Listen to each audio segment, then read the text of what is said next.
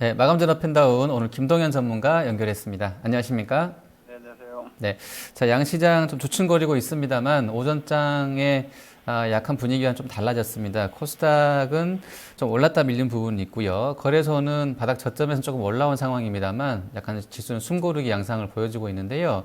자 오늘 시황은 좀 어떻게 좀 판단하고 계십니까? 네, 일단 지난주까지 급변동 흐름이 반등도 좀 강하게 나왔다가 이제 좀 속도가 좀 둔화된다고 보시면 될 것 같습니다. 시장이 국내외적 전체로 봤을 때 이슈가 좀 약화가 돼 있고, 변동성을 좀 진정시키고 흐름을 좀 확인하는 구간을 들어왔다고 보이기 때문에, 우리 시장 지수도 1800대 한 후반 1800, 한 8, 90대, 그리고 상단으로 한 1950대 정도까지 왔다 갔다 할 수 있는 위치이기 때문에, 시황에 따른 적극적인 의사결정을 이제는 굳이 하실 필요는 없겠고요. 종목에 집중하시면 될 것 같습니다. 네. 자, 그럼 종목 상승 쪽 먼저 보시겠습니다. 일단 오늘 포스코 하고요. AP 시스템 또 종근당 올려주셨는데요.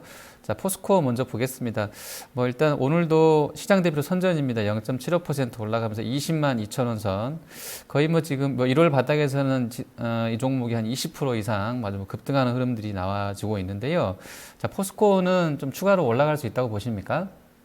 시간을 충분히 놓고 보신다라면은 저는 20만 원대 중반 정도가 포스코의 현재 부진한 업황을 반영하고도 적정한 수준이 아닐까라고 보고 있기 때문에 저가권에서 배당 수익률까지 생각하셔가지고 여유 있게 사신 분들은 변동성 감안하셔도 그냥 놔도 된다고 보고 있습니다. 다만 단기적인 전략을 보시는 분들은 20만 5천 원 정도에서부터는 상승 여력이 좀 약화되는 구간이기 때문에 재매수를 노리는 단기 매도 관점으로도 좀 접근하셔도 되겠고요. 추격 매수는 이제는 할 위치가 아닙니다. 밑에서 돌아 나오는 역배열 반등 종목을 저점 대비 30% 올라온 가격에 매수하는 것 또한 좀 불합리한 매매이기 때문에 이제 못 사신 분들은 현재 위치에서 추격은 좀 자제하시고요. 이후에 중장기적인 관점 접근하시더라도 한 19만 원대 체크 정도는 충분히 할 수 있기 때문에 이제는 좀 수렴 구간에 좀 들어가고 있다 이렇게 보셔야 되겠습니다. 네, 자, 포스코가 20%가 아니라 최근 한 달간 한 30%가 올랐네요. 정정해 드리겠습니다. 30% 급등하는 시세 보여주고 있습니다. 자, 그리고 AP 시스템 보겠습니다. 오늘 코스닥 시장 지금 뭐 선전하는 쪽이 IT 장비군인데요. 뭐 지금 관련해서 원익 IPS라든지 뭐 테라세미콘 그리고 이제 오늘 봐주실 AP 시스템 뭐 한 5% 이상 다 급등세 나오고 있는데요. 자, 이 종목은 좀 어떤 모멘텀이 다시 한번 부각된다고 보십니까? 네, OLED 쪽에 대한 기대치인데 이것은 아시다시피 중국 쪽에 대한 추격을 좀 따돌리기 위한 어떤 업계의 생존 전략이라고 보셔야죠. 사실 지금 4K UHD 보급도 많이 안 돼 있는 상태에서 OLED 수요가 그렇게 많지는 않습니다만은 모바일 기기 쪽에서의 어떤 플렉서블과 연동돼 있는 어떤 스펙 싸움으로 OLED가 붙고 있는 상황이기 때문에 장비 업체 기준으로 봤을 때는 이 OLED 쪽이 원청사의 어떤 수익성을 떠나서 장비 업체들은 수익이 분명히 되기 때문에 현재 틈새 구간에서 제약 바이오나 화장품 기존의 주도 섹터가 약화되어 있는 상태에서 설비 투자 사이클에 대한 기대치가 있는 실적 성장이 가능한 IT 섹터로 좀 집중되고 있는 것이고 그 부분이 VR이라든지 OLED라든지 국내 모바일 기기 쪽에 대한 어떤 투자 모멘텀을 가지고 있는 쪽으로 좀 집중돼 있다라고 보셔야 되겠습니다. 다만 이런 부분들이 충분히 주가에 지금 녹아 있는 상황이기 때문에 현재 구간에서는 기술적 대응이 좀 잘 되지 못하시는 분들, 그런 분들의 경우에는 차라리 그냥 안 먹고 만다라는 포기가 좀 필요하겠고요. 적극적인 어떤 매매나 단기 대응이 좀 능숙한 분들의 경우에는 어차피 트레이딩은 살아있는 종목이 좋기 때문에 이런 종목군들 간간히 보시면 되겠습니다. 네. 자, 그리고 종군당 보겠습니다. 연초에 1월 초순에 뭐 아주 빠르게 거의 주가가 따블이 났었던 상황에서요. 1월 8일 이후에 이제 고점 만들고 나서는 18만 6천 원 부근에 최근에 한 12만 원, 11만 원대까지 조정이 좀 컸었습니다. 오늘은 다시 또 이제 5일선 타면서 한 2% 올라 있는데요. 종군당 급등 나가는데 좀 어떻게 대응해야 되겠습니까? 예, 지금 제약바이오 종목들을 보면은 이번 시장 수익률은 상대적으로 상당히 부진합니다. 이것은 기간 어떤 시세라고 보셔야 되겠고요. 추세적으로 봤을 때는 절반은 무너졌고 절반은 아직 살아있고 이런 것 같습니다. 예를 들어서 시세는 같이 약하지만 제약주 쪽에서 종근당이나 한미약품이나 이런 주식들은 현재 추세가 무너지진 않았습니다. 60일선도 상방 유지하고 있고 지키고 있는 상태에서의 수렴 내지는 조정 중이라고 일단 보시면 되기 때문에 기본 추세는 장기적으로는 120일선까지 봐야겠지만 상방 60일선을 무너뜨리지 않은 종목이기 때문에 11만 5천 원 정도 무너지지 않는다라면은 물려 계신 분들도 아직은 추가 반등을 좀 기대하셔도 될 것 같고요. 저가 공략하시는 분들도 60일선 기준 대응하시면 되겠다고 보여집니다. 제약바이오가 이전만 못한 시세는 분명하지만 그렇다고 모든 제약바이오주가 추세가 무너졌다라고 보는 것 또한 팩트가 아니기 때문에 개별 종목별 이거는 분명한 것 같습니다. 예를 들어서 이전 제약바이오주가 20종목이 움직였다라면은 앞으로 만약 제약바이오가 추가적으로 움직이더라도 10종목 이내의 종목에 대한 제한적 시세가 될 것 같기 때문에 이전보다 분명히 약해진 것은 인정하셔야 될 것 같습니다.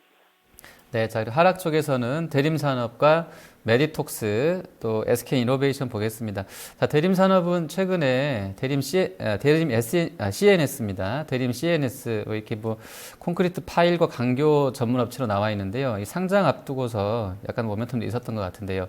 또 오늘은 다시 한 4% 급락 나와 있는데 대림산업 전체로 다 건설 쪽 좀 안 좋은 상황에서 이 종목도 한 5% 빠져 있는데요. 이유 좀 뭐라고 보십니까? 단기적인 수급 약간 꼬임은 있겠지만 차익 실현 매물이라고 보여집니다. 이런 흐름상으로 본다면은 이 조정이 며칠 좀 더 나오더라도 적극적인 시세 회피를 할 정도의 나쁜 조정은 아니라고 보여지고요.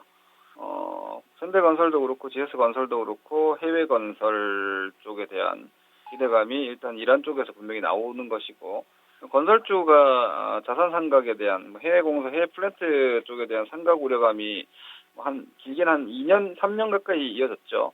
이런 부분들이 최근에 이제 실적 턴어라운드를 좀 확인시켜 주면서 그리고 자산 매각이라든지 자구책들이 많이 나오면서 턴어라운드 업종으로서 볼 수 있을 것 같습니다. 국내 건설 쪽에 대한 모멘텀은 없지만 해외 사업부에 대한 어떤 턴어라운드 기대감 분명히 있기 때문에 이란 쪽에 대한 SOC 투자라든지 이런 부분들도 앞으로 수시로 나올 수 있고요. 거기에다가 밸류에이션도 매력이 있기 때문에 기술적으로도 현재 미리 좀 다져놓은 섹터이기 때문에 이번 조정은 적극적으로 피하기보다는 중기적 관점에서는 조정시 매수를 한번 노려볼 수 있는 위치이지 않을까 보여집니다.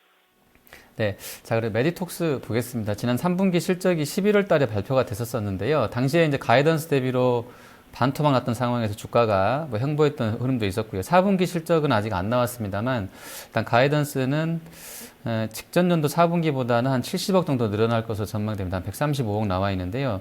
주가 흐름은 2월 초순에 급락하고 나서는 크게 들어올리지를 못하고 있습니다. 지금 한 2% 빠져 있는데요. 자, 메디톡스는 좀 어떤 전략 필요하겠습니까? 네, 저는 개인적으로 추세 깨졌다고 보고 있습니다. 50만 원대를 지켜내지 못했기 때문에 이전에 작년 상반기에 60만 원대까지 50만 원 넘어갔다가 40만 원 조정받고 50만 원대를 넘어갔죠. 그리고 눌림권에서 50만 원 지키지 못했기 때문에 아주 쉽게 50% 라인을 지키지 못하고 수렴 자리에서 241선까지 다 깨졌습니다. 그리고 떨어지면서 거래량이 붙었기 때문에 메디톡스는 이제 성장주로서의 시세는 좀 다하지 않았나라고 보여지고요. 고점에 물리신 분들은 빠져나오는데 1차적으로 좀 주력을 하고 이후에 혹시라도 다시 또 추가적인 실적 성장에 대한 가중치가 들어온다라면 그때 보시더라도 이익 성장이 정체 내지는 후퇴할 수 있다라는 것을 확인 한번 했기 때문에 성장주로서의 모멘텀은 거의 소멸에 가깝지 않나라고 보여집니다. 이런 종목에 대해서는 미련 가지시기보다는 한 시세가 끝났을 수 있고요.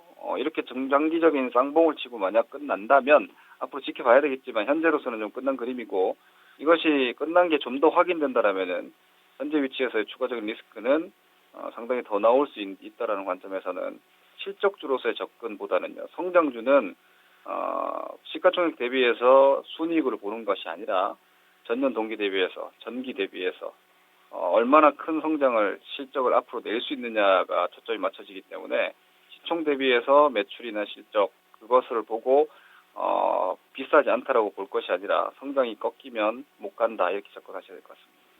네, 자, 그리고 SK이노베이션 보겠습니다. 이쪽은 유가 급등락 나오면서 어제는 한 4, 5% 급등 나왔었고요. 오늘은 또 다시 한 1% 조정 나와 있습니다. 사실 이쪽 주도주격으로도 볼 수 있는 종목일 것 같은데요. 어떻게 좀 보십니까?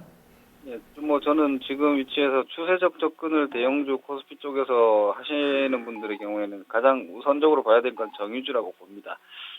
유가가 지금 상태에서 수요가 그렇게 강력하지 않은 상태에서 갑자기 50불, 60불 갈 것 같지도 않고요. 그렇다고 지금의 유가에서 추가적으로 20불 이하로 속락이 나올 것 같지도 않습니다. 그러면 현재 30불대 정도에서 안정적인 움직임이 나온다라면은 정제 마진은 앞으로도 상당히 좋습니다.